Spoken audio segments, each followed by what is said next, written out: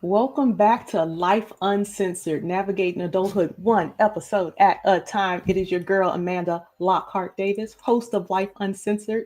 And we've got a couple of folks riding shotgun with us today. This is going to be a great episode. The title of our episode today is A Heart for Caregiving. It's about those caregivers, our unsung heroes, right?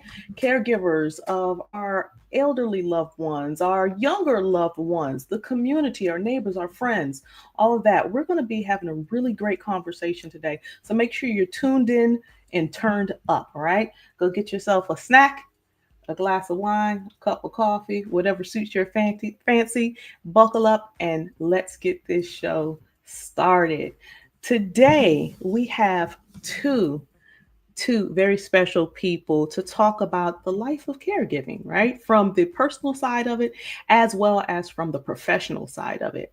So, first up, we have Miss Audrey Wineglass Foster. And she's a Washington, D.C. native who has spent 30 years at Gallaudet University while managing the complex needs of her aging parents. After losing both parents within 30 days, in 2019, she experienced firsthand the toll that caregiving can take on one's health and well being. And that's physical and mental health, guys. Today, she uses that experience to guide and encourage others, connecting families with the resources and support needed to navigate the challenges of caregiving and elder care. Please welcome to the stage Miss Audrey Wineglass Foster. Hi, Amanda. Can you hear me? I can hear you just fine. Thanks for joining, Audrey. I'm glad to have you. I'm glad that we're going to tackle this important topic today. I'm so glad to be here. And next up, we have Mr. Felton Wooten. He brings more than 40 years of experience to the field of long term care. He's a trusted advisor to management teams. He promotes best practices in compliance, operations, and resident well being. This is a biggie, guys.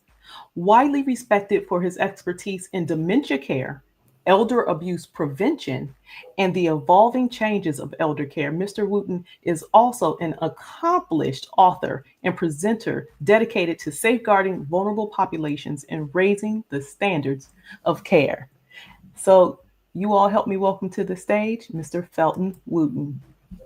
Hello, how are you doing? Hi, Felton. Thank you so much for joining. I'm doing great. Any day on this side of glory is a good day to me. Yes, indeed. I'm glad to have you both. Now, there is a connection between Felton and Audrey. Who wants to spill the beans on that connection? You can, Audrey. Felton and I are cousins on my mom's side. I love it. I love it. And I take it, Audrey, that while you were going through the caregiving process with your parents, you were kind of leaning on Felton, I would assume. I did call Felton. I called him when I was trying to find placement for my mom and, different things that came up. And he is a great resource. Mm, I love it. I love it. We already have someone chiming in. Vanita. It says, hi, Audrey and Felton. Vanita here. Looking forward to this talk. She's our cousin. Hey, cousin Vanita. Nice to have you to the Life Uncensored family. Now, I want you guys to know, Audrey and Felton, now that you're on the show and we're going to tackle this very important topic, you are now family, right? You are family of Life Uncensored podcast. It's called Life Uncensored, navigating adulthood one episode at a time for a very specific reason. Adulting is not fun, right? And frankly, being an adult is ghetto. Like, we shouldn't have to deal with this. I sometimes joke, no, not sometimes, that's a lie. I often say and joke that adulthood is a really cruel joke played on bad kids. Yeah. So you guys are riding shotgun today as we navigate through this episode of caregiving. So I want to just jump right into it. Let's start with your stories. Audrey, what led you to become a caregiver for your loved ones? Like, what was that journey like that? Just one day you weren't, and the next day you were. Oh gosh. Yeah. So my mother and my father, over 50 years of marriage. I have a learning disabled brother that lived with them. And one day he called me and he said, "You got to do something. Mommy has been up for 3 nights straight and the lights are on and daddy can't sleep." Hmm. And we knew that there were issues. She had a very slow decline to her Alzheimer's. But at that point, it had really gotten out of hand. So um, I moved the two of them into my home, along with my stepdaughter and grandkids that were already there. So me and my husband, it was a full house. And Wow.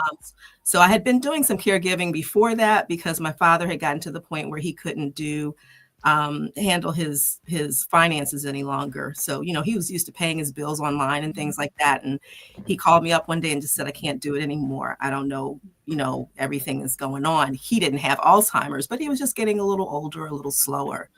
So yeah, that's how it started. Wow, wow. And you're saying that you brought everyone into the house there. You said grandkids, stepkids, you, your husband, and now parents, and your brother too, correct? My brother he stayed back at the Okay, house in DC, but everybody else okay. moved into my house, me and my husband's house in Maryland. Yeah. Wow, that's a lot. And And I was caregiver. My husband and I were caregiver to his mom, who had Alzheimer's, and she lived with us for a time as well. So, oh, wow. And this was beforehand, before yes. your parents. And my Wow. parents helped take care of her.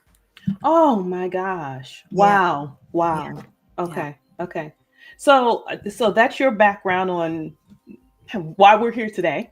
Yeah. Felton, let's talk about you. What inspired you to dedicate more than 4 decades to the field of long-term care? 4 decades is nothing to shake a stick at. I want to pause on that for a minute. 4 freaking decades is a long time. Tell us Yeah. about that journey. Well, I started as a nursing assistant in the psychiatric ward of a hospital here in Greensboro.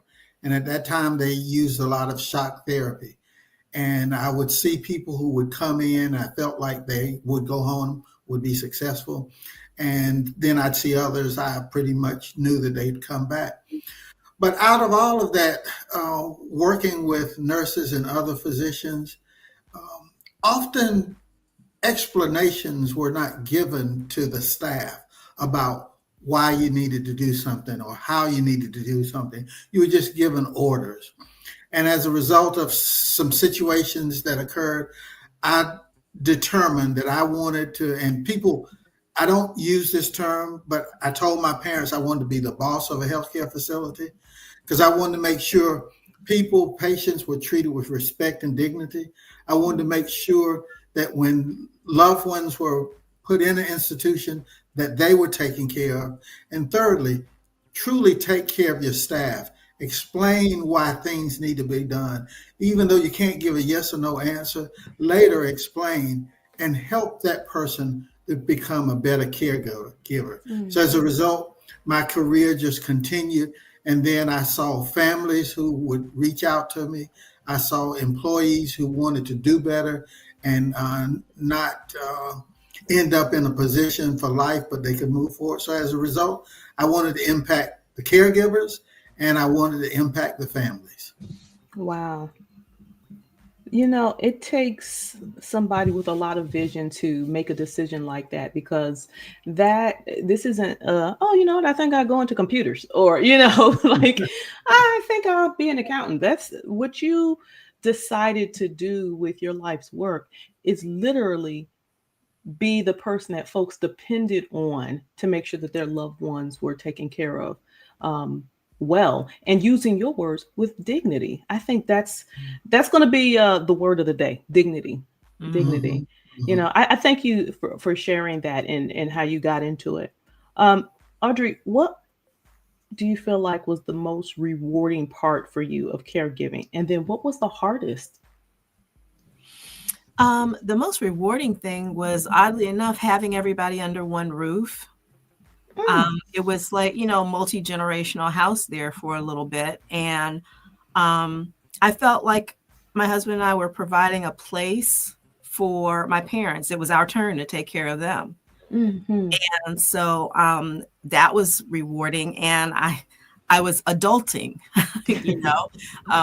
my parents had done their job, and I was now able to, pay them back. Not really, but, but it was an honor to be able to take care of them after all they'd done and all they'd given me. So, Mm-hmm. Mm-hmm.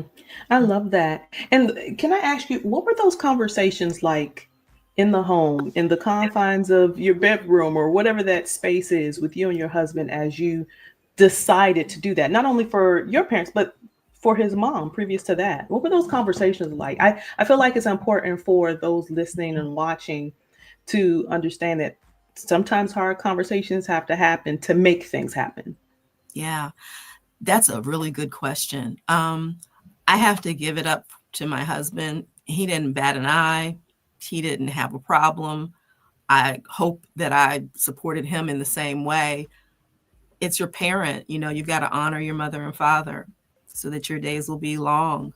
And so that's just what we did. It Mm-hmm. wasn't a question of, well, are we going to do it? Or, what are we going? It was just move them in. That's what has to be done. And realizing it's for a season.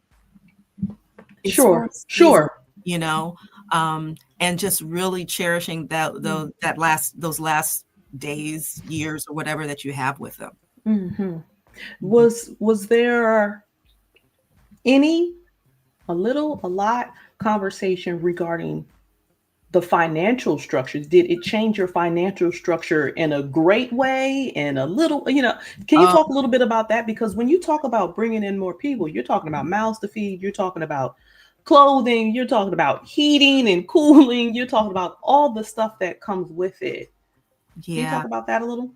Yeah, it was difficult. But we were able to handle like the house, but we knew that we couldn't take care of them in our house forever because my mother, while she was there in the home, the Alzheimer's ran the house.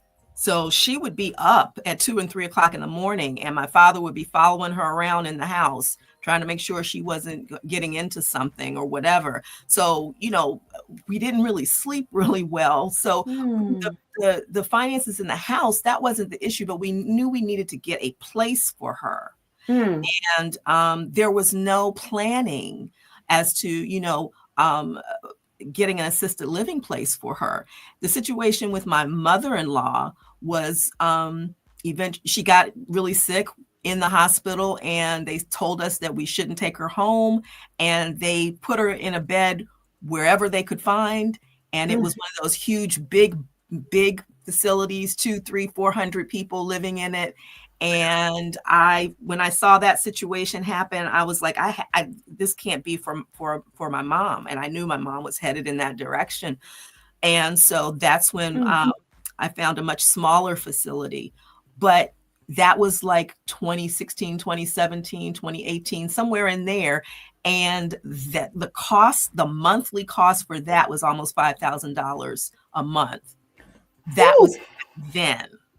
Whew. That was back then. Mm-hmm. And my husband and I are partners with some other people in North Carolina, Charlotte, North Carolina, and Felton is the administrator there, where we, it's like double that. We own a assisted living facility in Charlotte. Mm-hmm. It's double that. Um, Mm-hmm. and so I'm just, the finances, it wasn't so much, keeping the house in order or whatever, but just figuring out how you're going to pay for that. And Gotcha. honestly, there's some days I don't know how we did it, but we did. The grace of God. Yes. Only the grace Mm-hmm. of God. My goodness. We have Candace, Candace Barnes, I believe. Yes. Hi, She says, Candace. glad to be here. Looking forward to a great conversation.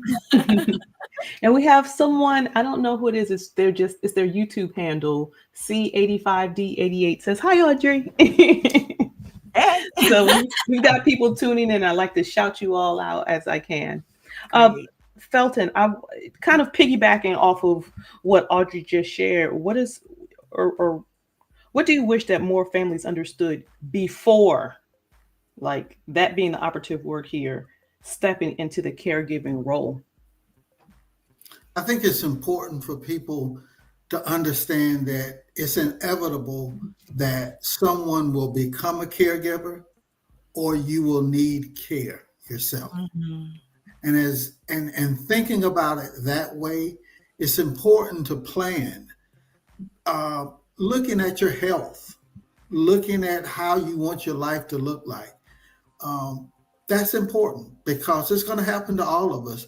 And so often people don't want to talk about it, but then all of a sudden a crisis occurs. And if they had just done some things in advance and had those hard conversations, it would have at least make the journey a little bit better to navigate.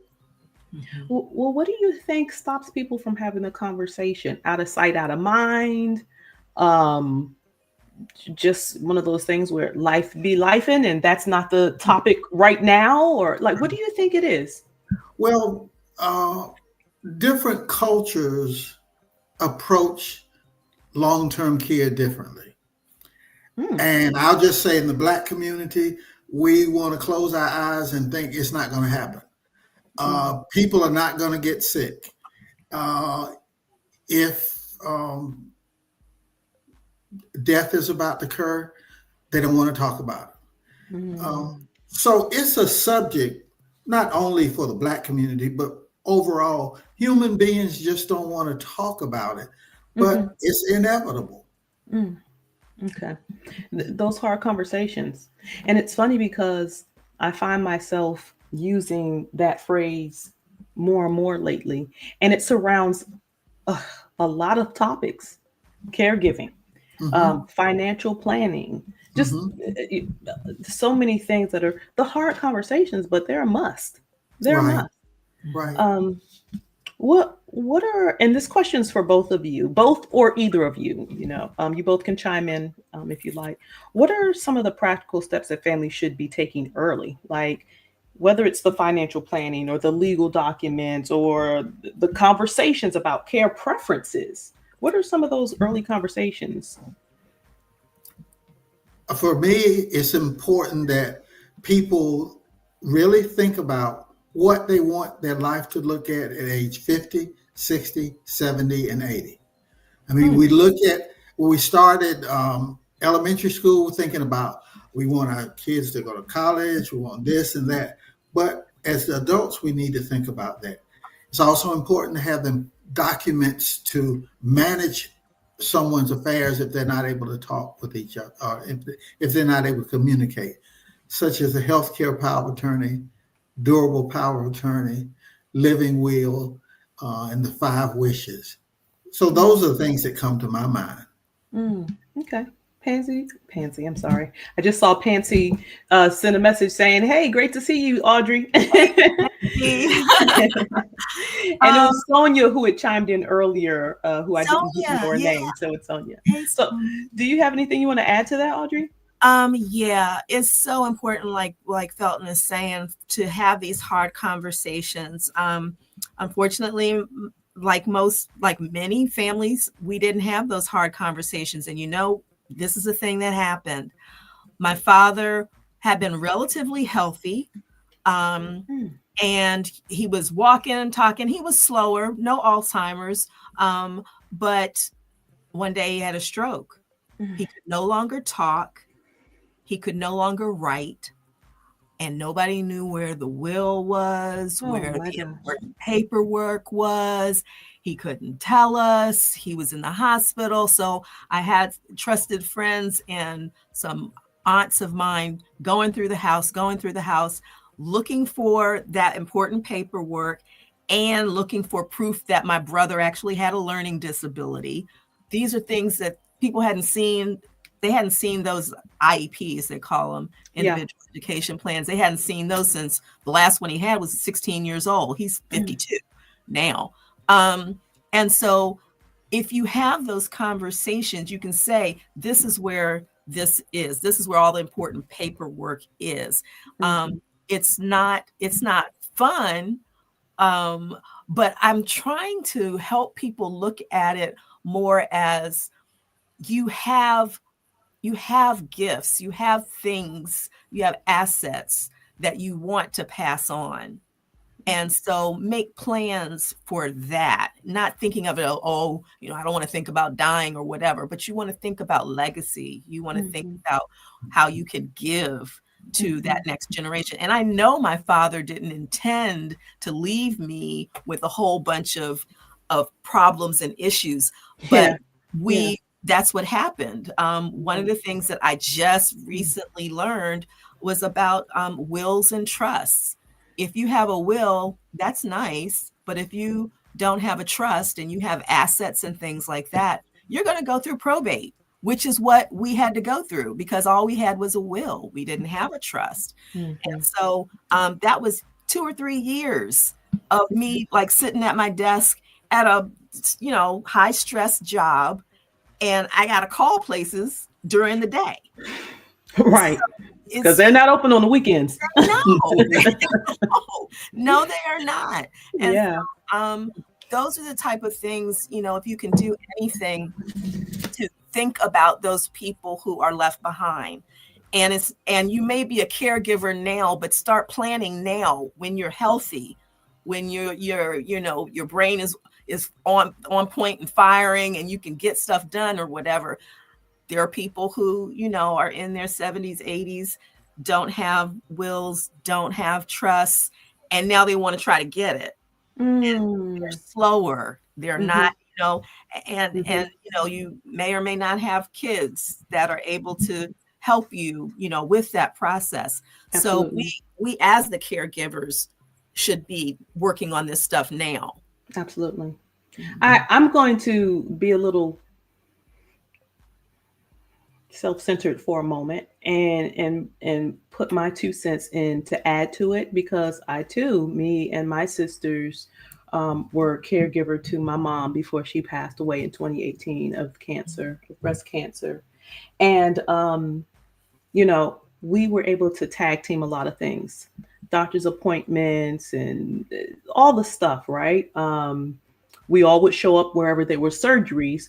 But, we would talk collectively like, hey, I've got this going on, so I'm not available on these dates. No problem, I can cover. Or we were able to coordinate. But something that I realize is not everyone has that. There are a lot of only children out there. Whose parents were only children or only had 1, maybe 2 siblings. And so they don't even have an aunt or uncle to lean on. Grandparents are long gone. They don't have friends or other family members that may have been through this and can help a little bit in terms of guidance and support. And sometimes just support in the sense of, I just need to talk to somebody today. I'm having a rough day. I was blessed that I had that. And let's be even more real about it. There's a lot of families out there where the families are huge, but they don't like each other. So those conversations aren't happening. And so I am going to add my 2 cents to what you all have already noted and say, especially if you are the only children of the world out there and you have aging parents, you have siblings, maybe aunts or uncles that you're helping taking care of, anything like that having these conversations is even more important, if I can say so, right? Like putting some extra sauce on the reason why it's important to have these conversations, because it's just you. At least in my case, one sister had this job, like her job was to call the doctors or make the appointments. The other sister her job was to have the questions, because the others weren't thinking about those questions.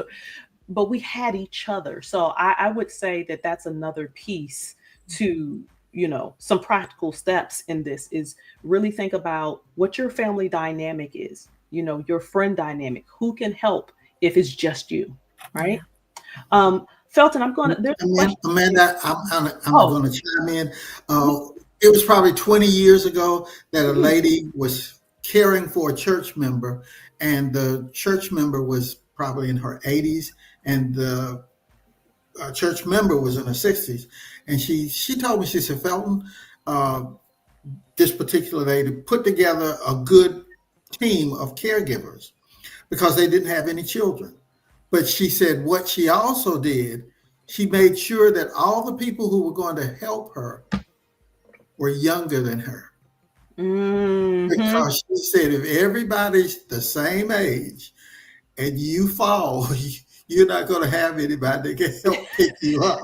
What an excellent point, and what a smart lady, and what Yes. a wise woman. Like we chuckle about it, but there's some truth to that. Yeah. So often when I talk with people, and like you said, putting together your care plan team, be it family or other people, look at the age makeup and their abilities so that when the time comes, they are able to help. Absolutely, absolutely. That's good. Thank you for saying that. That's a great point as well. We have a question here from YouTube from Ken Blake, it looks like. And I think it's pretty much for you, Felton. And the question is there any resources available that can assist me with getting my mom's docs and things like that in order? Oh yes, yes.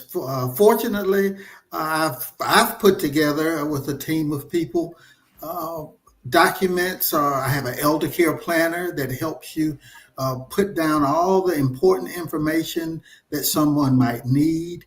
I have courses that individuals can take.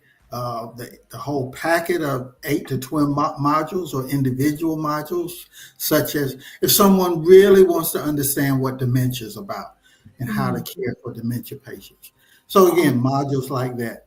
So I have that, and of course they can visit my website, qualityoflifeeldercare.com. And then there are other sites. But yes, there are resources.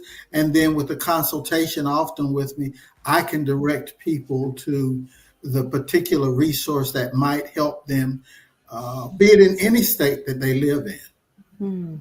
Awesome. Thank you for that. And we'll be sharing Felton's information, contact information, and website, and all of that again at the end of the episode as well for anybody who's looking for a nudge in the right direction. All right. Um, Audrey, I want to talk about what it was like for you when you first became a caregiver. Um, were there any things any things in particular that caught you by surprise, whether it was emotionally or otherwise, logistically or otherwise? Was there anything that you went, didn't see that one coming? Well, I can't say I didn't see it coming.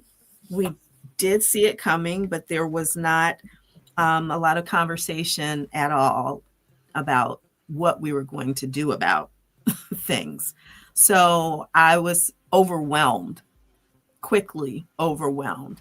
It, there were the daily living things that you had to take care of and stuff like that. But then there was the complex paperwork and the systems that you had to navigate to take care of things like getting the correct paperwork to become power of attorney, and these are things that nobody talks about. You don't talk about it in school. You don't have a class about it.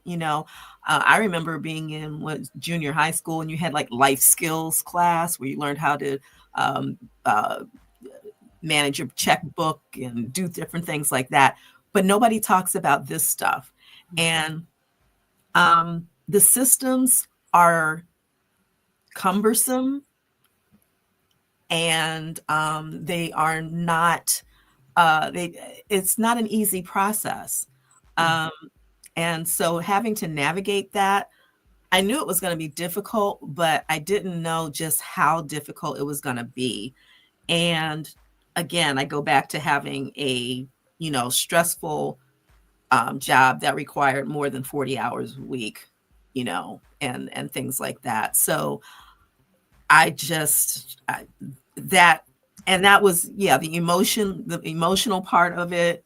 There were days where I was just kind of I felt like an old dish rag, just, just trying to make it through. But I did make it through. So, yeah. And if I can do anything to help other people not have to do what I had to do. If I Mhm. could if I can do that, that would really be satisfying, because Mhm. nobody should have to be, you're watching your loved one who was this superhuman in your life at one point, and now they can't do for themselves. You're already dealing with that. But then on Mhm. top of that, you have all the paperwork and the systems and all the things that need to be done. It's quite an undertaking, and I was not ready. Absolutely. Absolutely. And you're right. You see somebody that you know logistically it's not possible, but for whatever reason in your mind, they're going to live forever. And when you start to see age and health start to take a toll on them, it gives you a new lease on life almost. You know, I know that's how it's been for me, you know, seeing folks around me who I've known all my life practically. And now it's like, wait a minute, you're no, you're perpetually 30 years old. That's it. Like you, in my mind, that's it. You Yeah, stop at 30, but that's really not the reality of it. right. It's just not. Yeah. Yeah, thank you for sharing that. And I'm going to tell you, Audrey, that you are doing a lot just by sharing your story, whether it's here on this platform or at other platforms, just talking to folks, you know, that you run into, friends and whatnot. Having these conversations, um, it, for a lot of people, it would be too painful to even want to talk about or think about anymore. The Mhm. fact that you care more about folks um, being covered, so to speak, than you care about your own comfort or discomfort speaks volumes. And I want, if no one said that to you, I want to be the one to say that to you. It speaks volumes that you care more about other people being covered so they don't have to go through some of the things that you went through, some of the things you experienced. You know, that says a lot about the kind of person you are. A Thank lot. you. Thank Yeah. you. Um, Felton, I want to talk to you a little bit about from the facility side of things. What Mhm. are some of the common that you've seen, right, in your time, you know, in your short 40 plus years? Um, what are some of the most common mistakes or misunderstandings that you see when families first begin working with long-term care providers? I think one of the misconceptions, because often people have been in the hospital and then they need to go to a rehab facility. And in the hospital, uh, there's a communication system that you can press the buzzer and you can talk to someone right at the nursing station and let people know what you want. There's a ratio of maybe one person to five patients, and pretty much in the hospitals now, they're private rooms. When you come to long-term care, uh, you don't have the communication systems like the hospital. The ratio of nursing assistants and nurses are much higher than it is in the hospital. So you don't have almost that one-on-one care. And sometimes families are expecting that. Mm. And then the other Um, part of it is that for the most part, if you're going to pay privately, if it's a rehab facility, it's going to be $15,000 or more per month. So if you are in a long-term care facility and you utilizing Medicaid to supplement the cost of your care, Medicaid doesn't pay for a private room. So often people come wanting a private room, but because of the insurances or either Medicaid, that will not happen. So mm, people have a misconception of what they have experienced in the hospital. And then if they're having to come to a long term care facility, it's so different. mm. So you're seeing folks expecting the almost identical to what they saw during a hospital stay to be happening at a long-term care facility when that's just not logistically the case. That's right. That's right. And then Mm, the other part of it, a big part, and Audrey's mentioned it, um, people don't have the documents necessary to execute decisions within the facility. They probably talk with them in the hospital, say, do you have a living will? Do you have a healthcare power of attorney? Do you have durable power of attorney? But then when maybe they haven't done anything while they were in the hospital, they come to the facility. And as I share with families, if you have 6 children and 5 of them said, we know that mom or dad didn't want to be on life support, but there's one other sibling that says, no, we can't do that. My job as administrator is to keep the person alive. And it may be against the desires of the patient or resident, but if there's nothing that, let's say I'm the patient, that I have directed everyone to say, this is what I want, then I have to keep you alive, even though it may be against the will of your 5 other children and one. So again, that's a big concern. That is big. When people come from hospital or either home into long-term care. Phil, can I, Amanda, can I jump in for just Please. a second? Felton, this is talking about like a DNR. Having a DNR is really, really important. I actually know of someone who the facility did not provide the DNR to the paramedics in the hospital, and she had a DNR. The DNR did not go with her to the hospital, so they resuscitated her. She was a vegetable for years after that, and she did not want to live that way. So having that DNR is very important. I can remember each and every time that my mother had to go to the hospital. The woman who was over her facility, which was a small 6-bedroom facility, it was absolutely wonderful. Wasn't one of those big facilities. She actually said, where's the DNR? The DNR she could pull it and give it to them right there, right then and there, so that quality of life, because my aunt didn't want to live like that, but she did. And because there was that mistake made. And so those kind of things, these are the kind we have to have these conversations where people are saying, no, I do not want to be resuscitated, and have the documentation.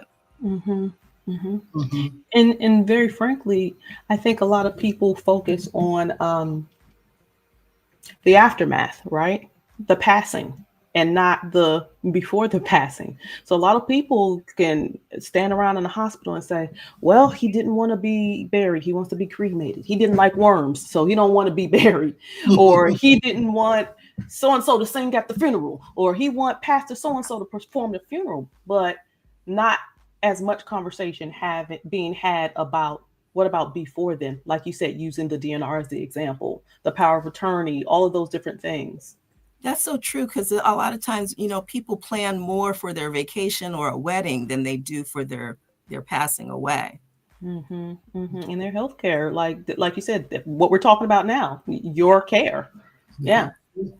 And I feel like it also is just as important, because what is important for each one of us is to really put down what we want our life to look like. So yes, we've talked about the healthcare power of attorney, the durable power of attorney, but this is one of the horror stories where a person didn't determine who was going to be their executor or who was going to carry out their wishes after their death. That's just as important. The other documents don't have any power when death occurs. So in this particular case, this particular lady in the church, everyone knew she had her dress already picked out. She had her hymns picked out. She wanted a big funeral. She wanted a nice repast. But her son comes in, but his spiritual path is different. He doesn't believe in all of that. So he has a short service. They go directly to the cemetery and no repast. And she didn't spell it out. Is to carry out my wishes. So globally, it's so important for us as individuals to say, this is what we want. I've got one aunt, she says, now Felton, when I have to go in the facility, I'm not one to get up at 7 o'clock in the morning. I go to bed at 7 o'clock in the morning. So she said, you make sure if I have to go someplace, they're going to honor my wishes, that I can stay up all night and sleep during the day. So we know what she wants. I love her. Okay. I love your aunt. And I think we're kindred spirits. I have Verna, I believe is the name, on Instagram saying, glad to see my soror Audrey share her story of her caregiving journey. And I have Sierra Carter, on Sierra Carter on YouTube saying, hey, Mr. Felton. we work together. I love it. I love it. I want to keep this conversation going. We're going to take a quick commercial break. Just about 60 seconds. I want everybody to go refresh their tea, their snacks, their coffee, their wine, whatever it is, and come back with us as we continue this great conversation with Audrey Weinglass Foster and Felton Wooten.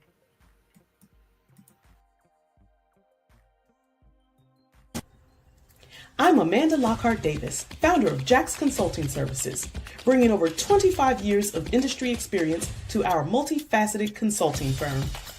With a passion for strategic problem solving and unmatched customer service, we have crafted the firm to offer a wide range of consulting services. From financial management and strategic planning to educational workshops and specialized notarization services. Jax Consulting Services is dedicated to supporting the diverse needs of our clients. Leveraging extensive experience across various sectors, we stand ready to guide your business toward success. That's Jax Consulting Services. Visit us on the web at www.jax-consulting.com. Take charge of your financial future with our interactive workbooks, The Basics of Financial Literacy, A Healthy Money Mindset, and The Basics of Financial Literacy, A Healthy Money Mindset for Teens and Young Adults. Now available on Amazon. Dive into practical exercises and start building a solid financial foundation today.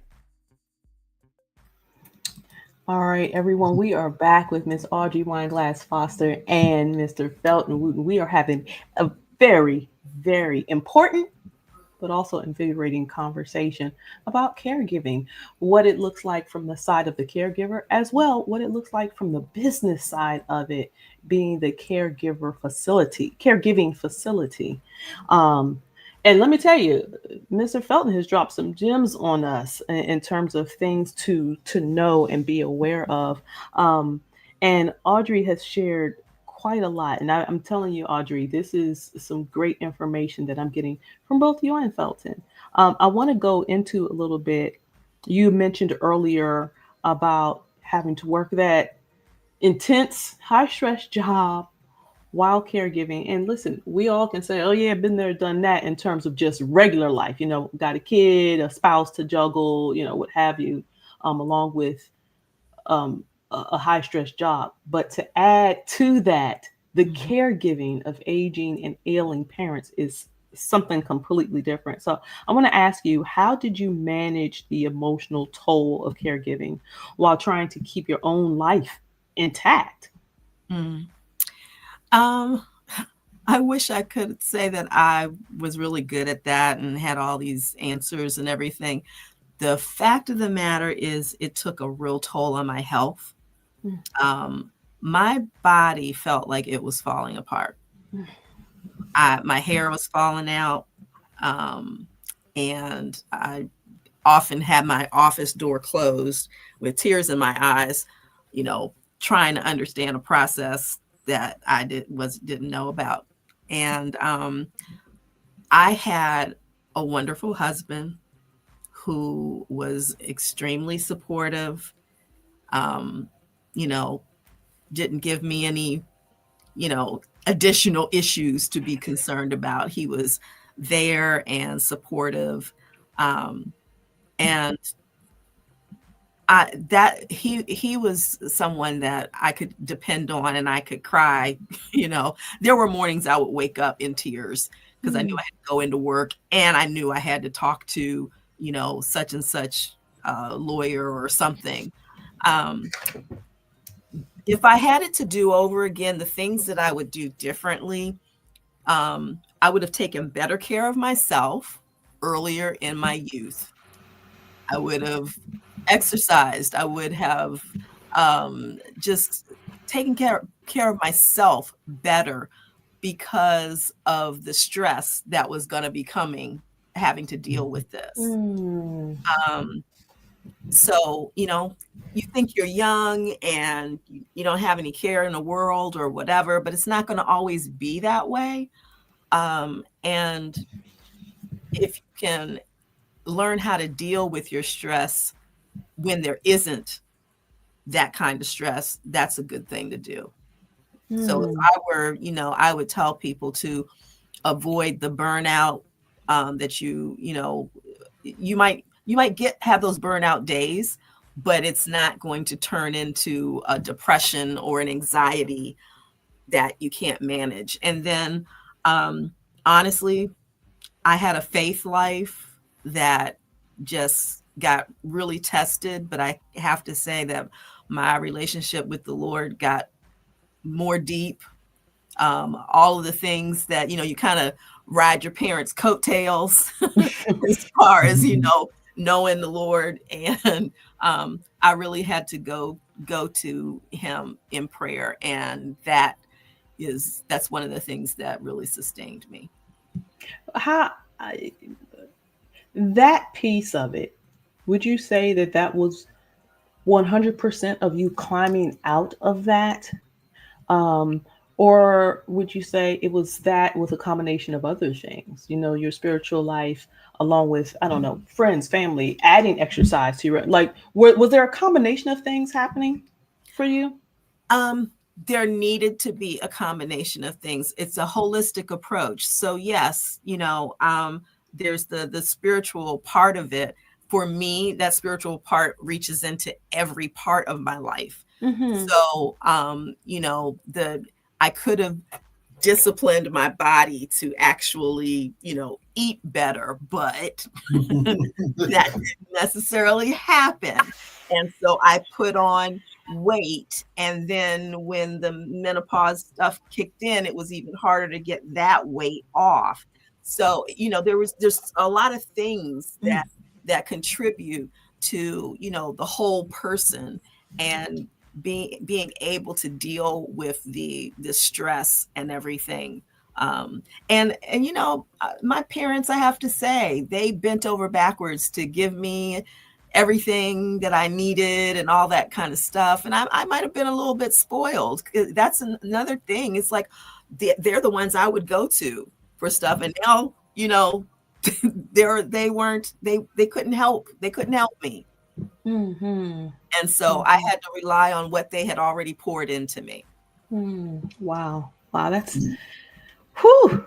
I think you make such a great point. What you do now, most certainly, that's a great example of that, right? What you do now definitely will make a difference to future you.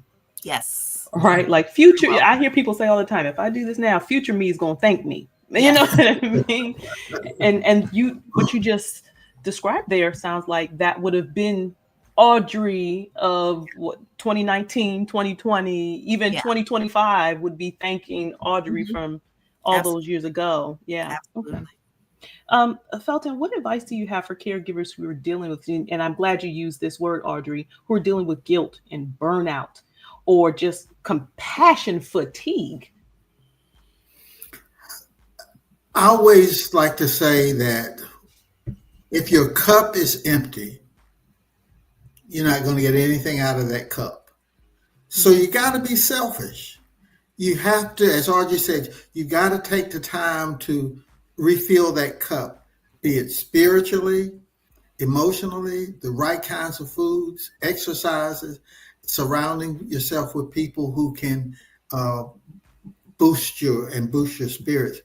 So, and then also learning about the conditions that people have.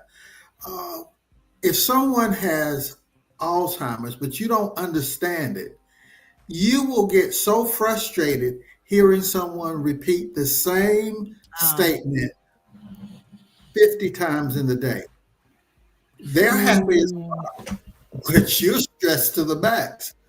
So looking at those things to refill your cup, but then learn about the conditions that the people that you might be caring for, so you better understand it, and you don't take things on personally when certain kind of behaviors exhibit themselves.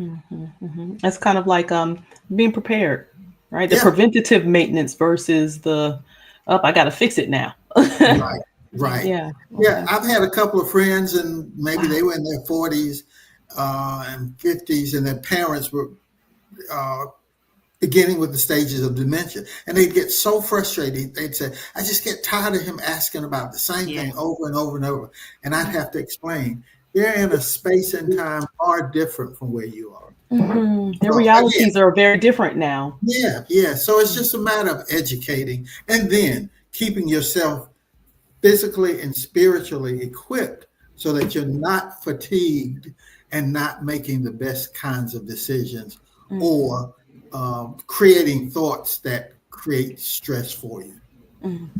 Let me ask you, and this is something that literally just came to mind. I had a aunt who passed away in 2020, also of breast cancer.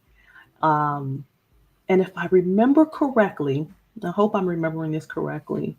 Um, she had a facility of some sort that, in order to give her caregiver at the time a little bit of a, I'm air quoting, break, Hmm. they would pick her up and care for her for the week, like take her out of the home and care for her for like a week at a time, for example.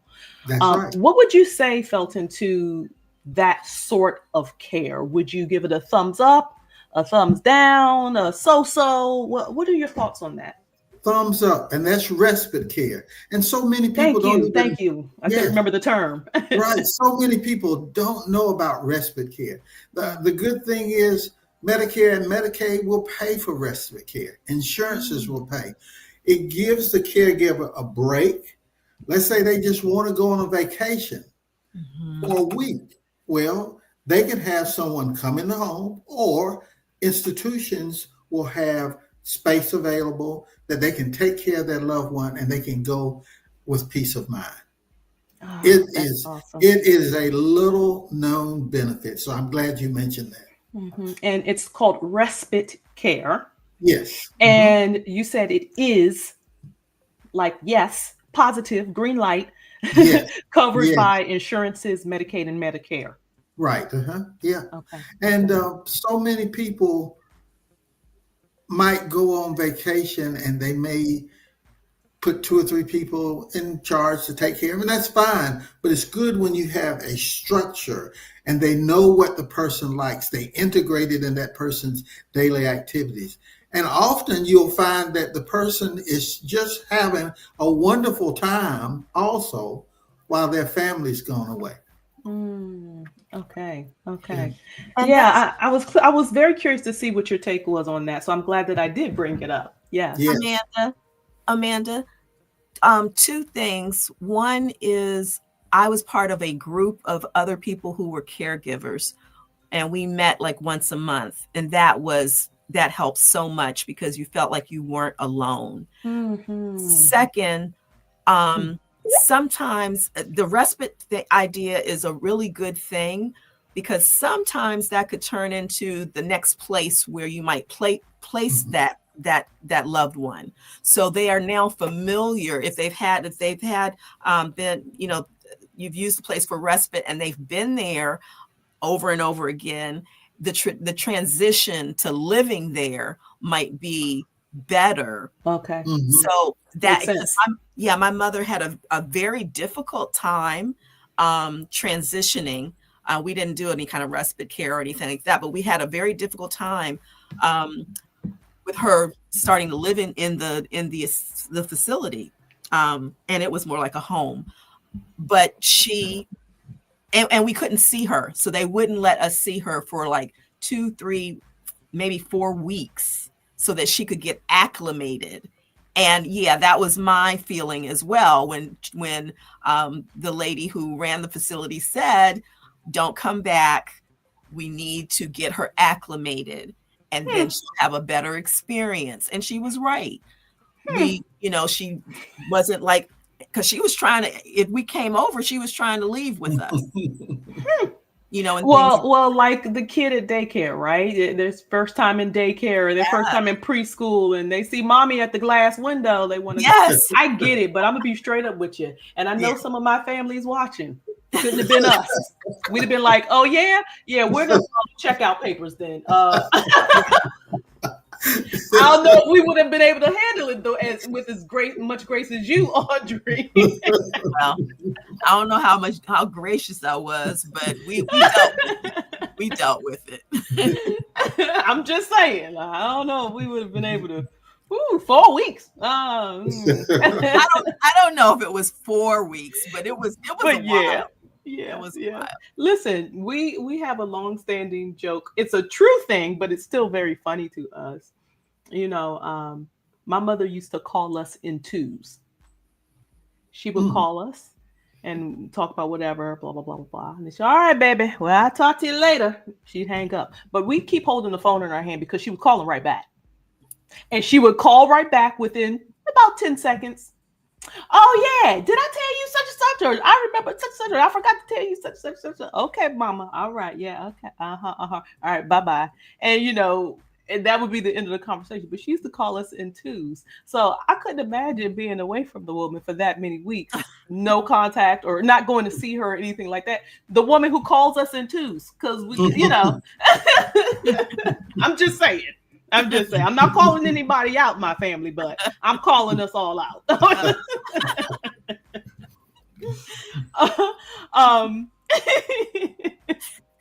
Oh goodness. I'm glad that you did though mention the word burnout, because that was something that I wanted to make sure that I covered in this conversation tonight, because it can be. There's some people who have been caregivers for years, and there's some who I don't know if you say fortunately, unfortunately, I don't know which one is the better term. It didn't last very long, right? Because their loved one passed on, maybe. So knowing that burnout is very much a part of the process is very normal. I feel like is good for our audience to hear, you know. Felton, I want to talk a little bit about another piece of your expertise and your passion, and that's elder abuse, right? What can you talk about some of the warning signs that families should be looking out for, whether it's in the home, in the care facilities, just to make sure that their loved ones are being taken care of properly and appropriately and are well cared for? Yeah, and I'll touch on briefly also the importance of burnout. Burnout occurs in the institutional setting, and burnout occurs in the home settings. So it's just important from the institutional side that we do the kinds of things to make sure people refill their cup as well as individuals in the home. And also that will translate right over to abuse, neglect, and misappropriation of property. That's the whole, because if a person is just worn out, then their nerves are all in, and they may not intentionally do something. But I always give the example or this definition, not the dictionary definition, but anything that hurts the heart of a person and causes them to feel belittled or not valued, for that resident or patient, that constitutes abuse. So the things you watch out for are if someone comes in the room, be it in the home or in the institution, and the person tenses up or they don't want to talk around that person, that's a good sign. Just knowing how people talk to each other. When I'm talking to staff, I say in the public, we may see someone just slap somebody to get their attention and get control. But as a caregiver, if you do that, that constitutes abuse, because the person is dependent on you to be the caregiver, and you physically hitting them is not appropriate. Absolutely.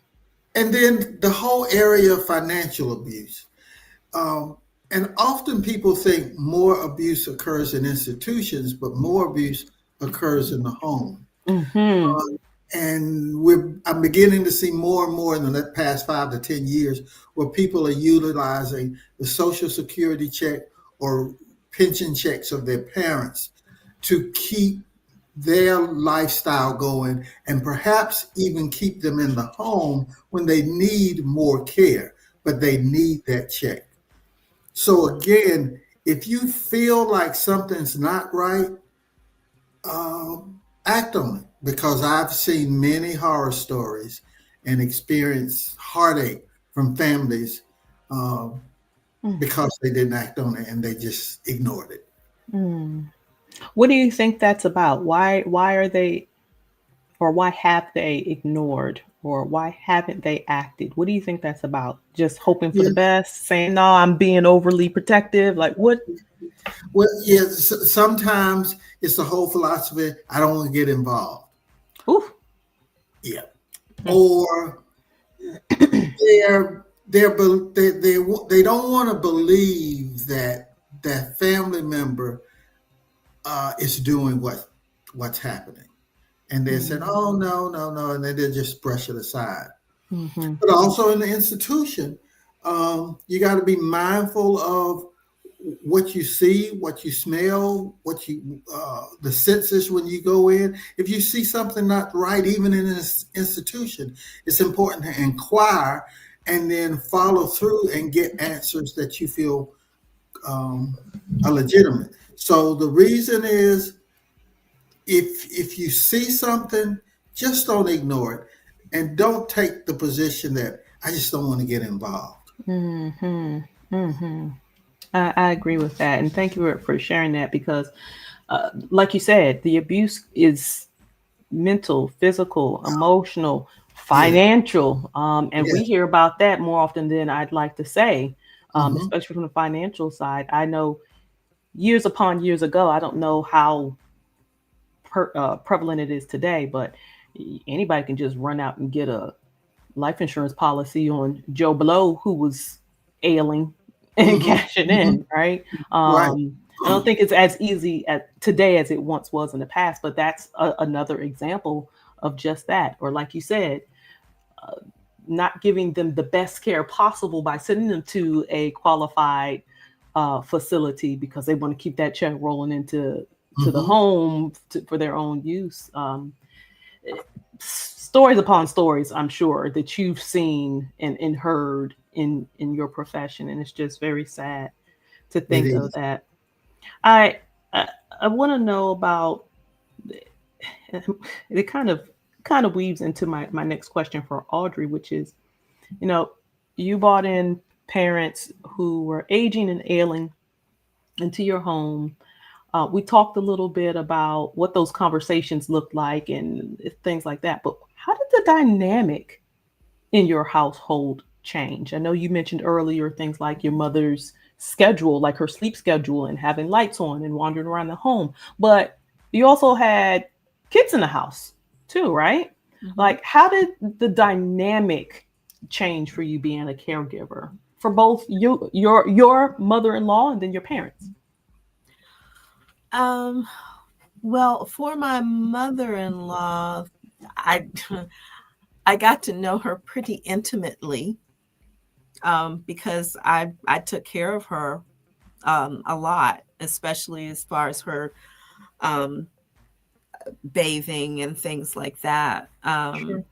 And like I think I mentioned that my parents drove from Washington, D.C. all the way out to Brandywine, Maryland, which is like Waldorf, Yeah. um, every day during the week to sit with her and make sure she was okay, while my husband and I, went to work.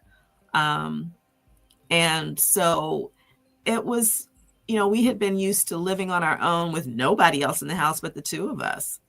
And now, you had her in the house, you had my parents in the house. And when my stepdaughter and grandkids were there, they, my mother, would be scolding them and stuff. Mm. It was really interesting, an Mhm. interesting time. I'm glad she got a chance to, both of them, my parents had the chance to be around them. It kind of took the pressure off a little bit, Hmm. that my parents actually loved the kids and watching them and all that kind of stuff, where I could just, I might just be in the other corner in the kitchen, but at least they had some attention from Hmm. from the kids. Hmm. Um, the other thing that changed, though, as far as family is concerned, um, when my parents were, younger and everything, I would talk to my parents about my brothers. I'd hear about stuff that my brothers were doing, but I wasn't necessarily talking to my brothers that often. Weren't Okay. mad at each other, weren't, having family problems or anything like that. It was just the dynamic. Sure. But then all of a sudden, not all of a sudden, but things changed. And me and my brothers had to start talking to each other. And you're having Like to regularly, you mean? Yeah, Okay. to talk about the care of our parents. So we had to talk, we're now adults, and and it was interesting how the roles just kind of like fell into place after a while. So Mhm. it made me appreciate my brothers more. Mhm. So yeah. So it changed the dynamic differently, but positively. It wasn't necessarily in a bad way. It was just things were just different. Yeah, it wasn't Mm. in a bad way at all. Mhm. Our thing is, one of the last things that my father said before he no longer could speak because of the stroke was take care of each other. Mm. That was one of the last things that he said. Mm. And so we really try and honor that Yeah. as much Yeah. as possible. Yeah. Wow. I love it. I love it. This question is both for both of you. What would each of you say to someone who is just beginning their journey of caregiving? Maybe something you wish someone had said to you. Felton, especially you said like as you started out, and the things that you were seeing. Audrey, as you went into the caregiving role, like what's something you would say to someone starting their journey, whether it's on the care side from the facility standpoint versus being the caregiver, that you wish someone had said to you? Um, I think what Felton said earlier, you can't give from an empty cup. So fill your cup first. Take care of you first, and take care of you early. Mm-hmm. Um, and really try and understand the financial implications of stuff. And there's so much information out here now. And I know we all live very busy lives. It just seems like everything is just so fast and you've got so much to do, but really prioritizing having those conversations.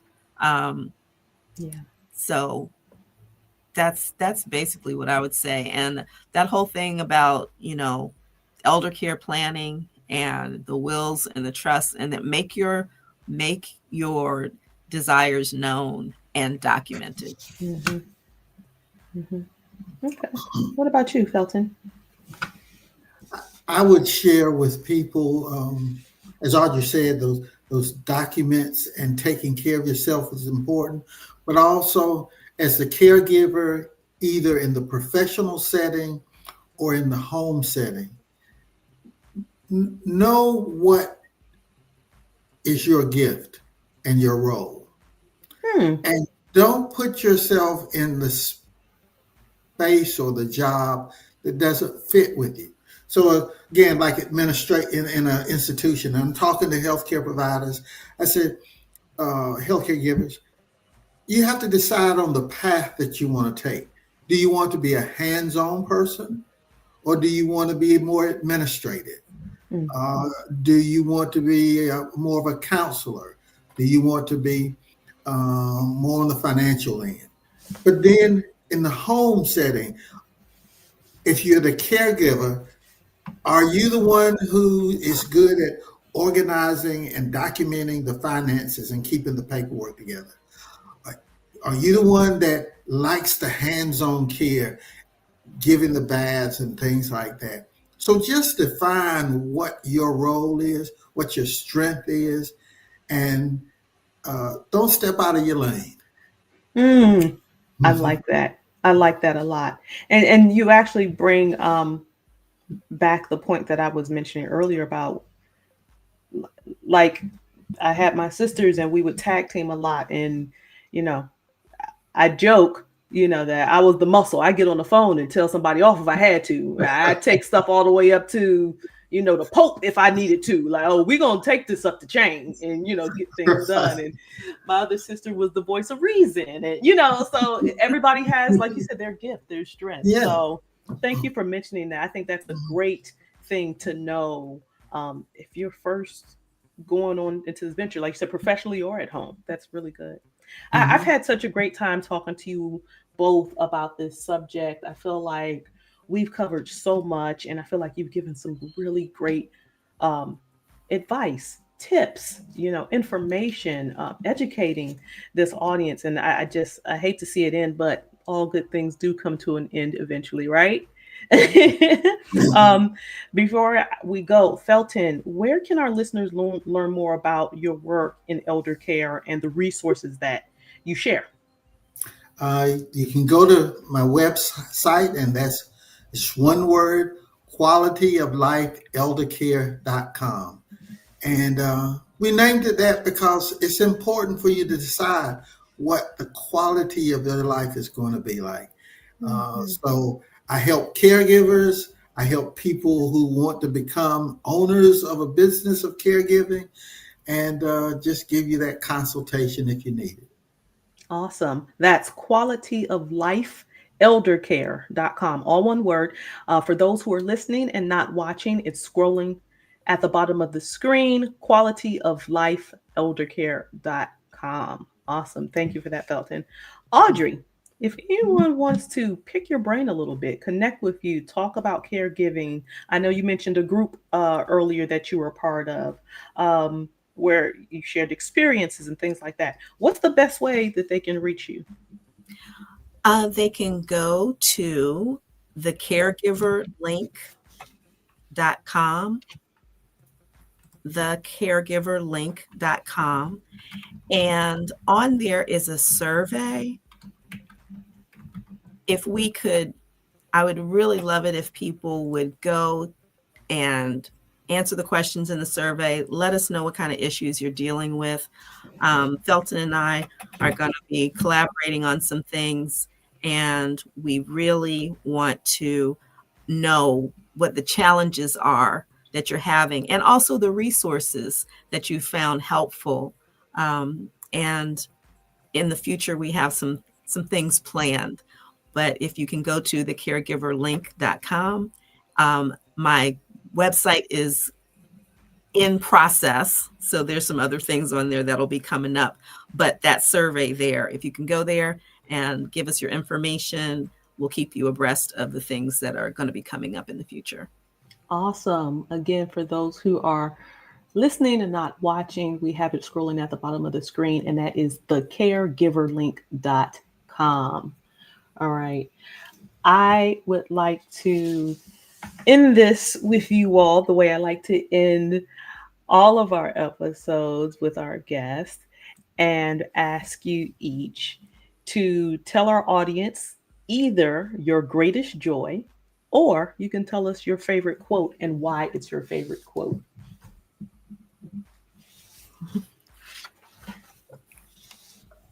Well, I can say my greatest joy is as a caregiver, knowing that I've helped someone either in the home or in the institution, know that the final days of the person on this earth were taken care of with respect and dignity, and that I was able to help usher them to that next world and help their family have the memories that they deserve to have.